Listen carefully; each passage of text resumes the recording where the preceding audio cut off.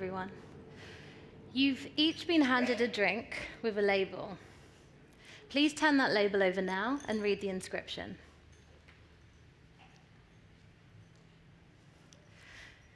Bittersweet, right? My name is Lalani Lewis, and I'm a chef and culinary activist. Sugar is just one of the countless examples of the demands of the Western world having a devastating human cost. Millions of Africans were shipped across the Atlantic to work on plantations in the Caribbean just so we could have a taste of sweetness on our tongues. The driving force behind this, colonialism, driven by Columbus's discovery of the Americas. Ingredients, plants, and peoples were transported globally. But this was also a turning point in the way we consumed food. Could you imagine Italian cuisine without Andean tomatoes, or Dutch stamper without Peruvian potatoes?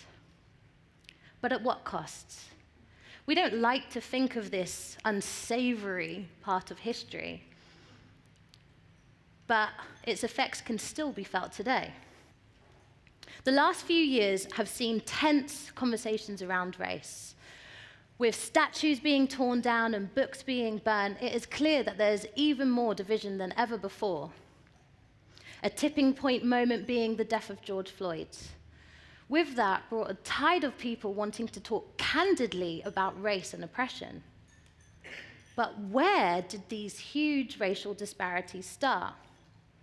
Looking back at Europe's colonial history was the place to begin.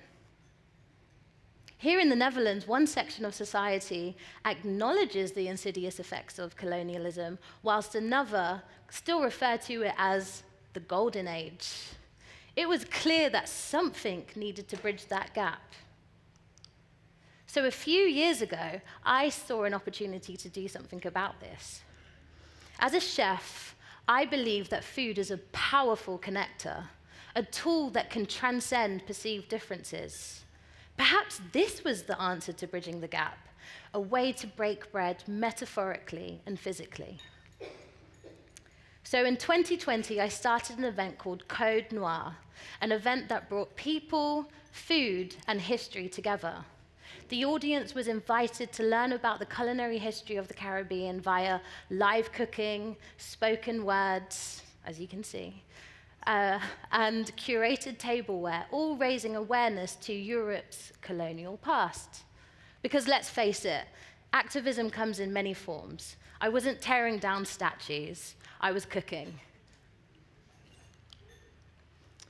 Growing up in a mixed-race family, my dad from Grenada, no, not in Spain, the colonized island in the Caribbean, and my mum from Ireland, family gatherings were centered around huge tables of tasty Caribbean food.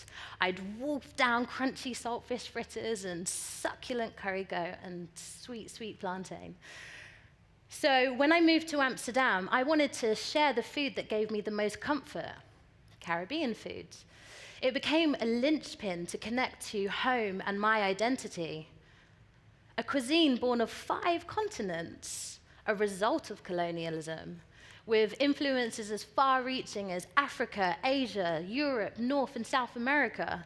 Maybe this was the cuisine to show us how connected we all were. With Code Noir, we've now connected with hundreds of people through our previous programs of workshops, dinners, and talks.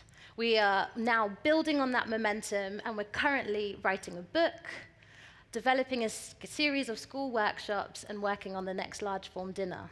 Because now, more than ever, it is time for us to connect, to understand one another, and to break bread.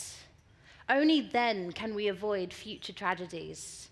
And yes, reconciling with a history of colonialism may make our stomachs feel a bit queasy, but I believe that together we can make history a little easier to digest. Thank you.